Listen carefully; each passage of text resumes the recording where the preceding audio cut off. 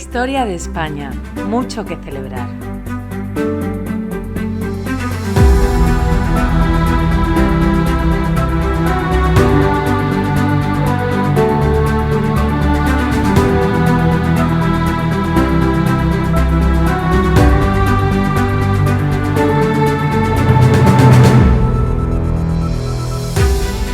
Hola, ¿cómo va eso?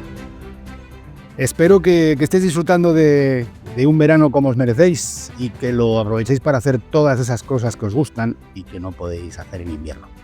Y por supuesto para seguir escuchando mucho que celebrar. Si os habéis dejado algún capítulo pendiente, pues este es el momento de ponerse al día y si no, no os preocupéis porque hoy os traigo algo. Vuelvo, como el verano pasado, al formato tapas, esos capítulos cortos que tanto gustaron y que a mí me sirven para tratar temas que igual no dan para un episodio largo. Os traigo la batalla de la Isla Terceira, una batalla que tuvo lugar el 26 de julio de 1582 y bueno, un enfrentamiento que podríamos calificar como la primera batalla oceánica de la historia. Y cuando digo esto, me refiero a que es la primera batalla que ocurre en la alta mar de un océano. Si esto no había tenido lugar antes es porque hasta entonces no existían buques oceánicos, obviamente. Y es en ese siglo XVI, o bueno, finales del XV, cuando aparecen no ya solo los navíos idóneos para ellos, sino los hombres, los capitanes, los almirantes, los líderes, capaces de entender cómo desarrollar una batalla oceánica y al final ser los pioneros de la guerra naval que vendría. Por todo esto, ya lo vais a ver, la batalla de la Isla Terceira tiene dos protagonistas. Uno es el galeón, verdadero prodigio tecnológico de su tiempo, un barco protagonista de la práctica militar y de transporte durante al menos 2 siglos, hasta que aparece el navío de línea. Y el otro protagonista es don Álvaro de Bazán, uno de los 2 únicos marinos que jamás perdieron un enfrentamiento naval. El otro, ya lo sabéis, también es español, es el vasco Blas de Lezo. Esta batalla no solo sentó las bases del combate naval de altura y el empleo de la línea, que daría nombre a los navíos que aparecieron en los siglos posteriores, sino que tuvo una significación histórica enorme y una trascendencia que por lo general se ignora, porque bueno, el desenlace de esta batalla determinó el futuro del Imperio Español y por lo tanto el futuro de la historia moderna.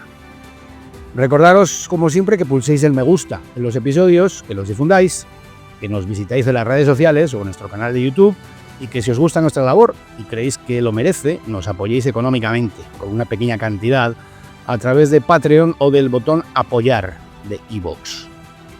Y ahora sí, comenzamos.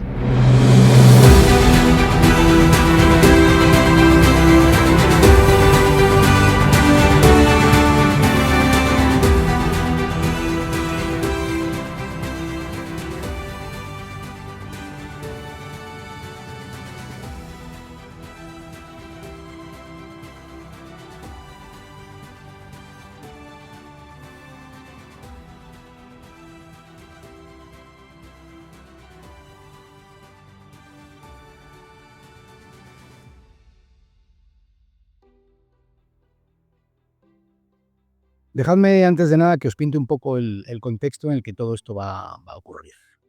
Como sabéis, Felipe II se va a proclamar rey de Portugal en el año 1580. No voy a extenderme en el tema, ni en cómo, ni en por qué, pero si bien es cierto que había personas con una legitimidad parecida a nuestro segundo Felipe para hacerse con el trono, su derecho tampoco era menor que el de nadie.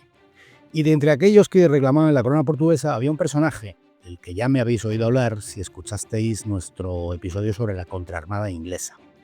Me refiero al prior de Crato. Este señor, don Antonio, carecía por sí mismo del poder para desbancar a Felipe II, así que anduvo buscando aliados por toda Europa para que le ayudaran a hacerse con el trono portugués, poniendo además como contrapartida siempre a subasta tanto el pretendido reino de Portugal como sus posesiones oceánicas y coloniales. En el caso de la contraarmada, ya os conté, se ofreció Inglaterra, pero antes lo había hecho con Francia, en el episodio que nos ocupa hoy, cuyo primer desenlace es el combate naval que tuvo lugar en las Islas Azores, la batalla de la Isla Terceira, de la que hablamos hoy.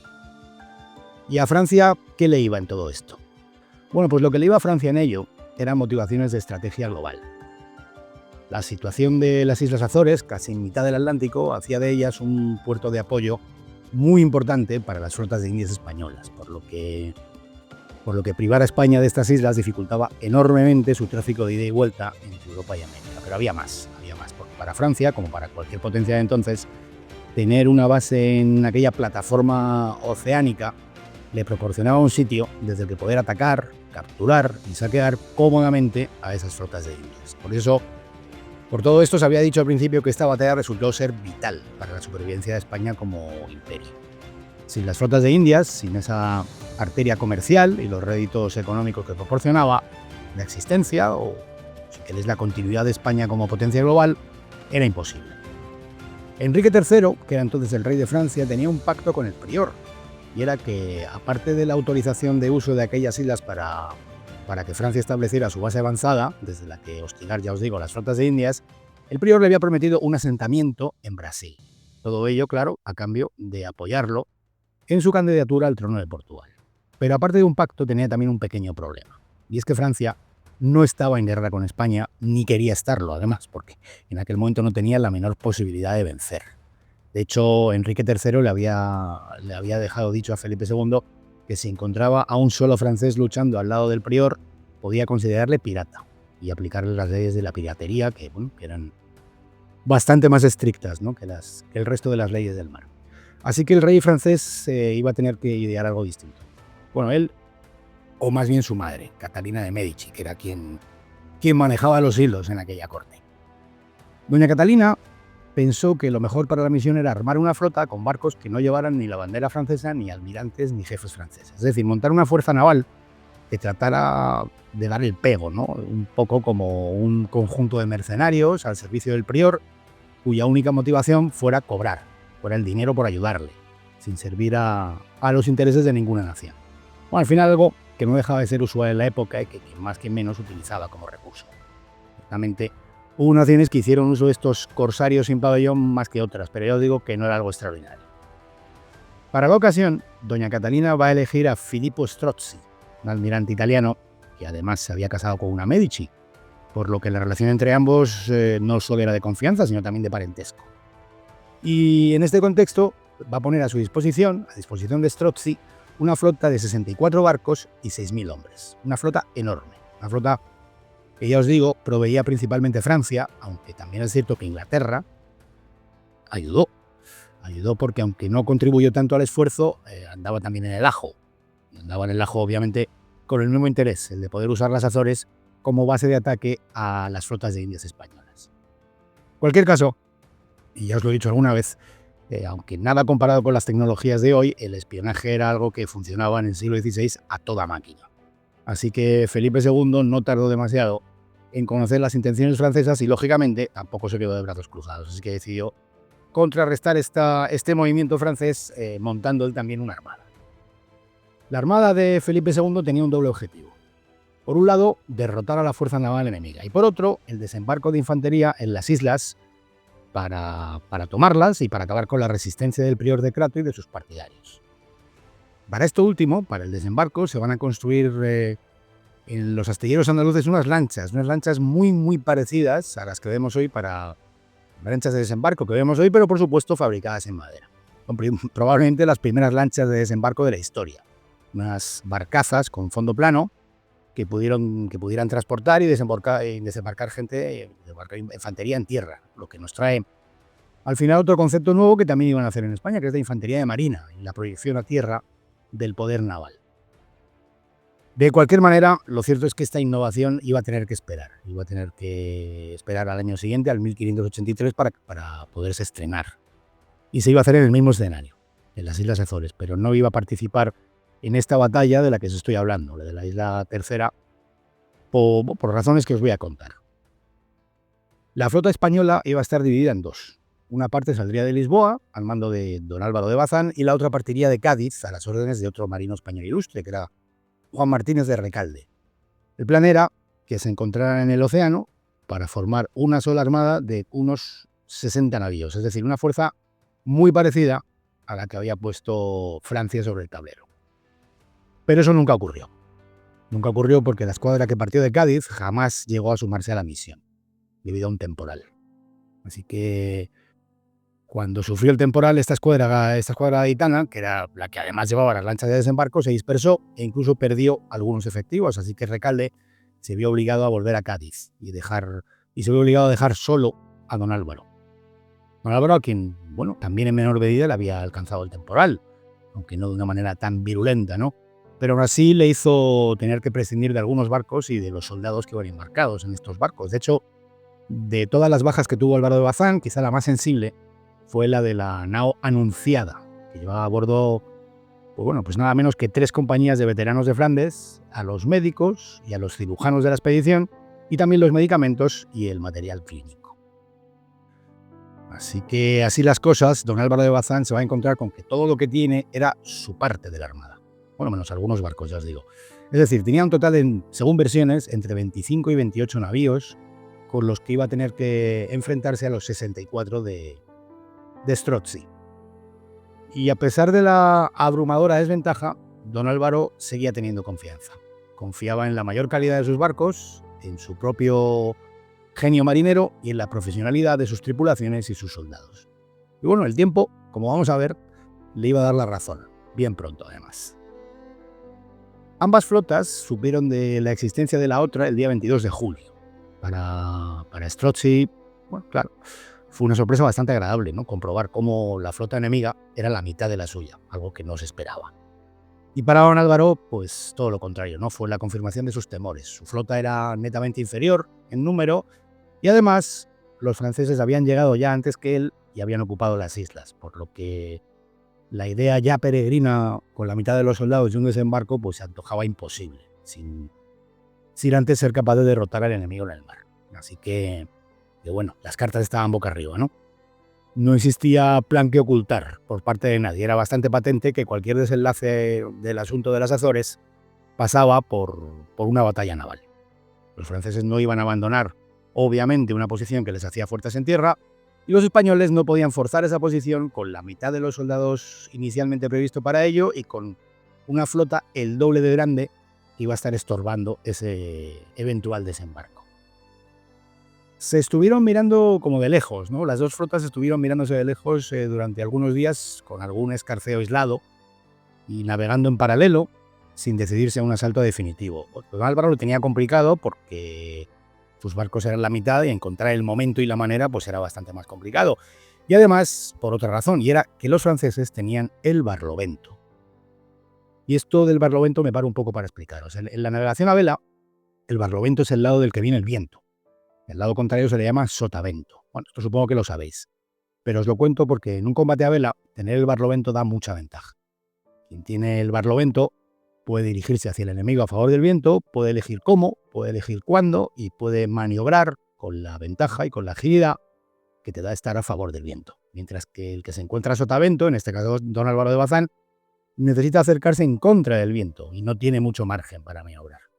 Se puede navegar en contra del viento, se puede, pero se tiene que hacer en zigzag, haciendo lo que se llaman bordos, cambiando el rumbo con frecuencia y sin muchas opciones de trayectoria al final, lo que hace que tus estrategias y tus maniobras sean muchísimo más limitadas.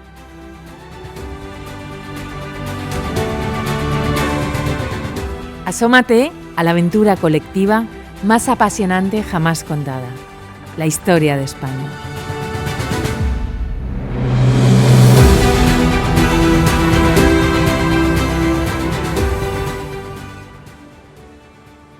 Strozzi no era ningún novato, ni mucho menos era tonto. Así que el hecho de que las naves españolas, siendo muchas menos y con la desventaja del sotavento, no revivieran nunca el combate en las escaramuzas y tanteos que sucedían, pues le tenía pensativo, le daba mala espina. Le daba mucho que pensar que don Álvaro de Bazán mostrara la confianza en sus posibilidades a pesar de que todo pintaba en su contra.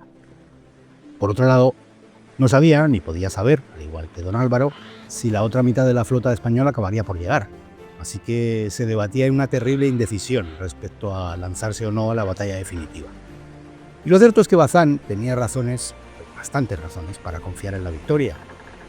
Y la principal de ellas, aunque no la única, se llamaba Galeón. Verdad que la flota francesa era el doble en número, pero no tenía ninguno de estos barcos, no tenía galeones. Los españoles tenían solo 2, el San Mateo y el San Martín. Que, bueno, por cierto, no eran españoles, eran portugueses, pero que al final fueron suficientes. El galeón es una novedad, es un nuevo paradigma de barco que va a cambiar no solo el combate naval, sino también el transporte por mar, porque los galeones no son únicamente máquinas de guerra, sino que además tienen bodegas muy generosas capaces de almacenar toneladas de carga. Hablamos de un navío novedoso que van a hacer en España y Portugal principalmente y que acabará siendo el modelo de barco predominante hasta finales, mediados del siglo XVII. Es un barco mucho más alto, con una borda que queda demasiado arriba para que otros navíos menores puedan abordarlo. Y os digo esto de abordarlo porque hasta entonces el combate naval, incluso entrado el siglo XVI, como por ejemplo podemos ver en Lepanto, consistía en una especie de batalla terrestre a bordo de barcos. Las galeras, que son el barco de combate más común en el Mediterráneo, tenían algo de artillería, pero su modo de combatir fundamental era dañar al enemigo con el espolón, fijarlo y abordarlo. Con la aparición del galeón nos encontramos con la posibilidad de inutilizar o incluso hundir a otros barcos a distancia con los cañones, sin perjuicio de que tras el intercambio artillero se les pueda abordar también. La borda más alta, además, protege a la infantería que hace fuego de mosquete desde la cubierta, sobre la cubierta del adversario, ¿no? Tratando de herir a soldados y marinos del barco enemigo. Los galeones más pequeños rondaban las 600-700 toneladas, pero acabaron siendo bastante más grandes. Sí, por ejemplo, los que hacían la ruta de Manila, los llamados galeones de Manila, podían llegar a las 2.000 toneladas y embarcar hasta 72 cañones. Con el galeón, además, nace la línea de barcos en las batallas navales, cuando, bueno, lo habréis visto muchas veces, ¿no? Ambas flotas se ponen en línea, enfrentan sus costados y se cañonean. Algo que desde el principio entendió Bazán, y que es el origen además de que a los navíos de los siglos posteriores se les llame así, se les llame navíos de línea. Y da comienzo, como os digo, a la era del combate a vela, solo a vela y sin remos. Por eso a estas naves se las llamó naves mancas, porque ya no usaban remos. Si os interesa el tema del galeón, os recomiendo con mucho entusiasmo además un libro magnífico de Carlos Canales Torres titulado exactamente así, Naves mancas. Pero bueno, volvemos al relato. Llegados al 24 de julio, Bazán va a realizar una maniobra muy arriesgada pero genial. Por la noche, y en total sigilo, va a colar sus naves entre la formación francesa para colocarse a Barlovento. La idea, bueno, pues claro, era muy arriesgada, ¿no? Porque por aquel entonces no era posible teóricamente navegar de noche. Pero si salía bien, pues le iba a dar una ventaja definitiva. Así que el 25 de julio, por la mañana, cuando empezó a clarear, los franceses se quedaron boquiabiertos cuando comprobaron que la armada española había desaparecido.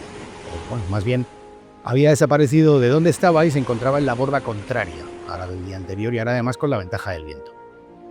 Pero desafortunadamente para don Álvaro no iba a servir de nada, porque tuvieron la mala fortuna de que uno de los barcos más grandes, el barco de Cristóbal de Eraso, se averiara, rompiera un palo.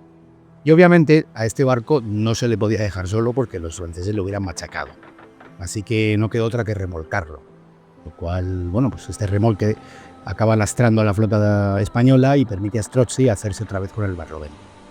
Así que no va a ser hasta el día siguiente, el día 26, que tengamos combate. Y esta batalla se va a iniciar de una manera, bueno, cuando menos curiosa.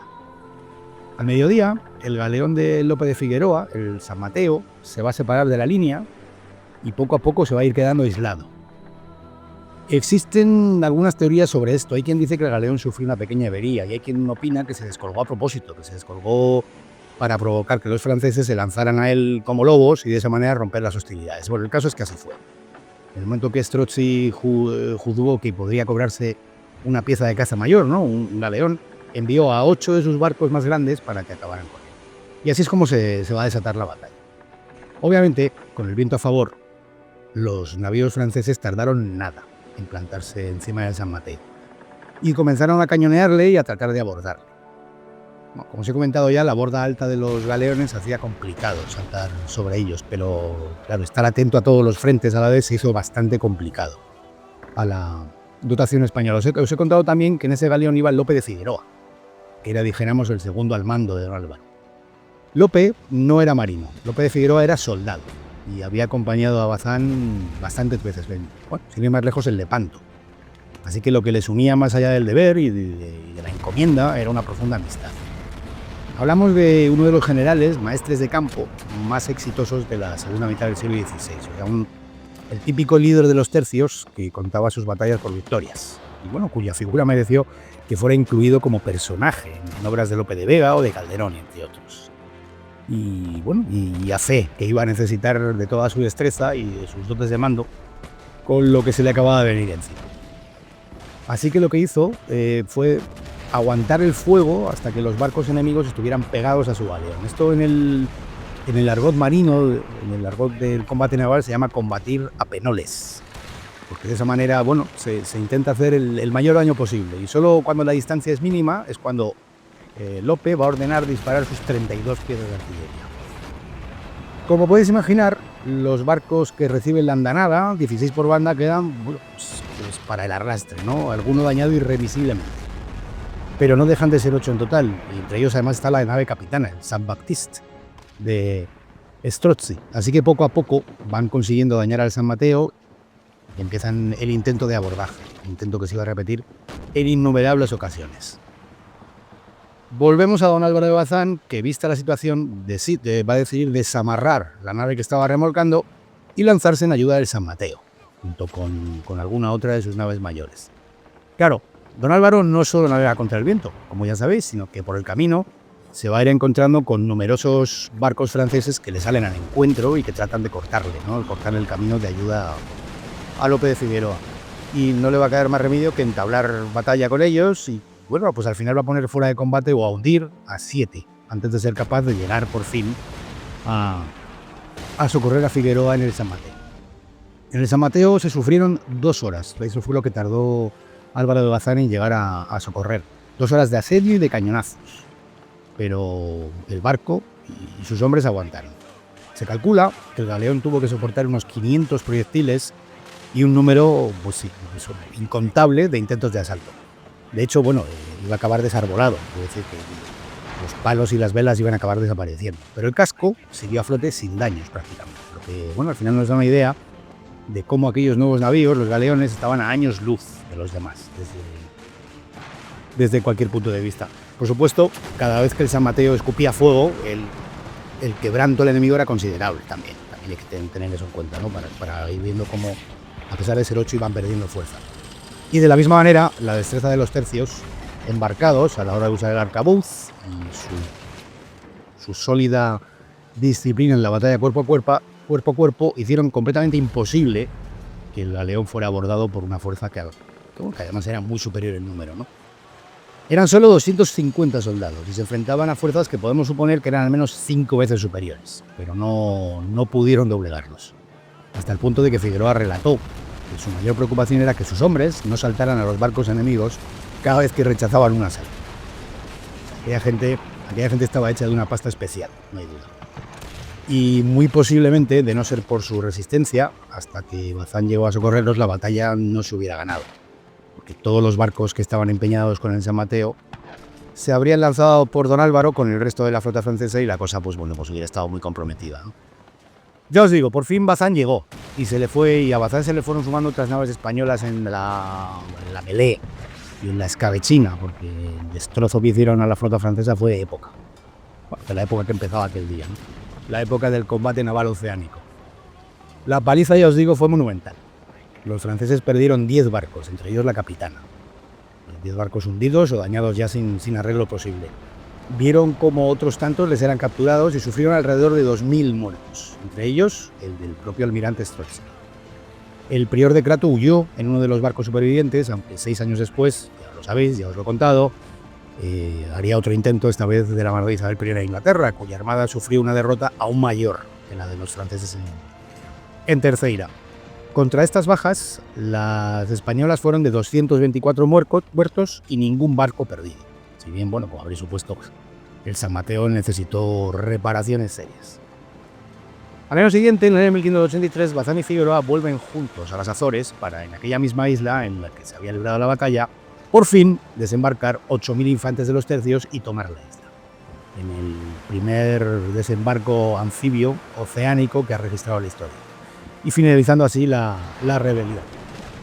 La rebelión y un capítulo más de aquella guerra de España contra todos, que son los siglos XVI y XVII.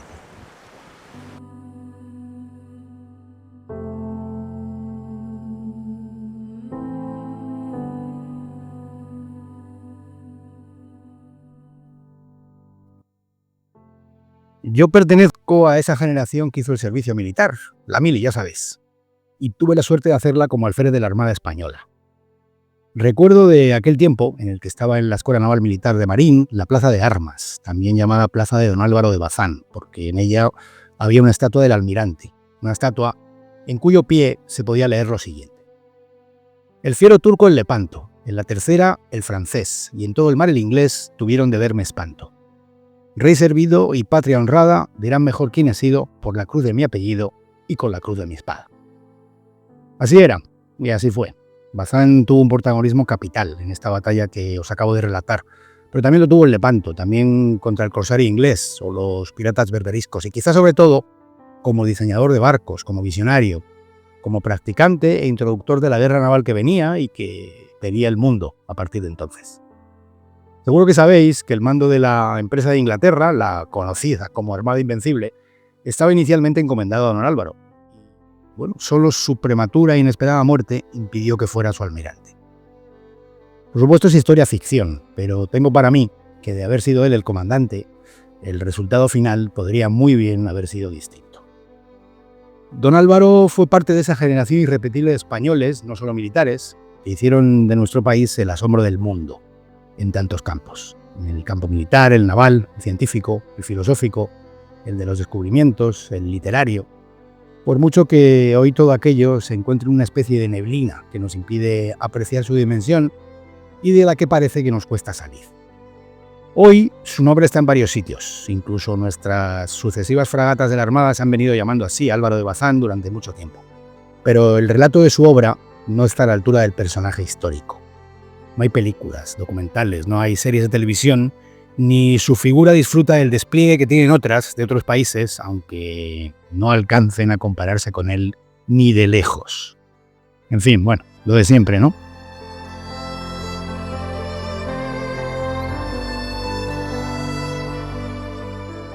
Gonzalo Fernández de Córdoba, el gran capitán, fue el introductor de la guerra terrestre moderna, y don Álvaro de Bazán fue sin duda el punto de partida del nuevo combate naval. Y ambos fueron españoles. Y eso fue posible mayormente porque habían nacido en un lugar en el que el saber científico y la investigación estaban a la vanguardia del mundo. Pero también porque eran de un sitio en el que el empuje de nación nueva, la inercia de la reconquista, el culto a la fama y la creencia en la forja del propio destino alumbraron a gente irrepetible.